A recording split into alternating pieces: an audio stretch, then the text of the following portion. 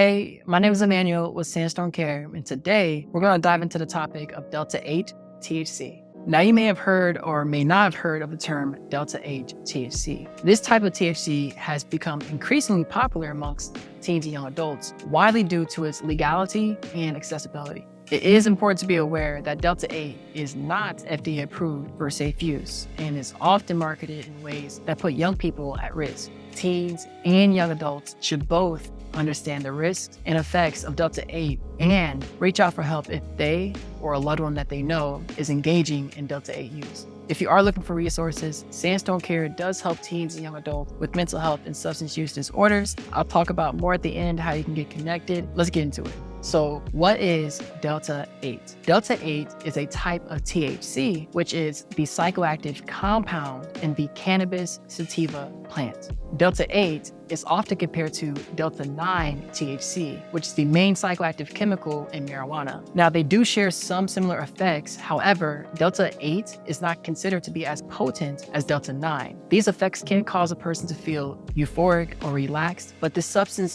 does also come with some negative side effects as well. Delta-8 is extracted from legal CBD and hemp, which makes it more accessible to young people. But again, this also does put individuals under the impression that this is a safe alternative to Delta-9. Some of the common Delta-8 THC products that teens may use can include vaping devices or vape liquids, tinctures or extracts, edibles like gummies or chocolate, and even beverages. So how and why is Delta-8 legal? Now, CBD is derived from a legal form of the cannabis sativa plant known as hemp. And hemp does not contain the same psychoactive chemicals that are present in its illegal form, marijuana. You may have even seen hemp being used for a wide range of products like lotions, clothing, shoes, or food. Just in 2018, there was a farm bill that authorized the production of hemp and hemp seeds from the DEA's Schedule of Controlled Substances. Since hemp-derived CBD is legal in most states, the Delta-8 that comes from CBD is also considered legal. It is when the Delta-8 is extracted and used in greater quantities that it can get users high. The legality of Delta-8 THC makes it more accessible to people, including teens and young adults, which is a big contributor to the growing concern around its safety. Although Delta-8 is extracted from CBD, they are not the same. Cannabis plants contain many cannabinoids that affect a person in a lot of different ways. Delta-9 THC and CBD are the most prevalent cannabinoids. However, minor cannabinoids like Delta-8 can be extracted from both hemp and CBD. Many CBD products can be purchased legally throughout the US and can be found nearly anywhere. You may have even seen CBD products at gas stations, retailers, drugstores, or online stores. The difference is that CBD will not get you high like Delta-8 or Delta-9.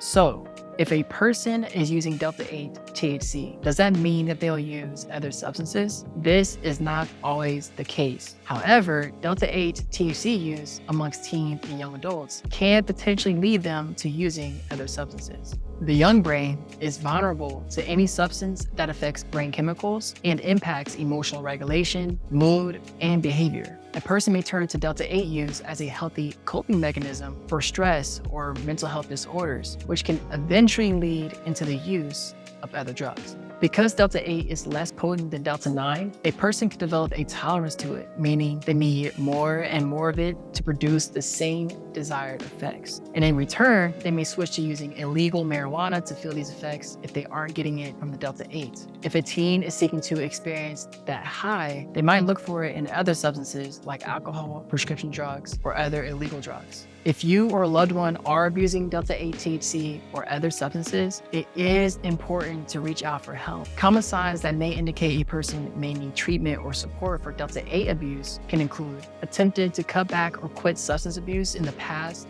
but have failed. Substance use has had a negative impact on physical and mental wellness, worsening symptoms of mental health disorders, problems at school or at work due to substance abuse, and lastly, a loss of interest in the things that they used to love. If you're currently looking for treatment options and would actually like to get connected with a Sandstone Care member right now, you can live chat us at sandstonecare.com or call us using the number you see right down below. We will help you find the best resource for you, even if it's not with us, to make sure that you're getting the help that you need. I truly hope that this video was a helpful resource for you. Until next time.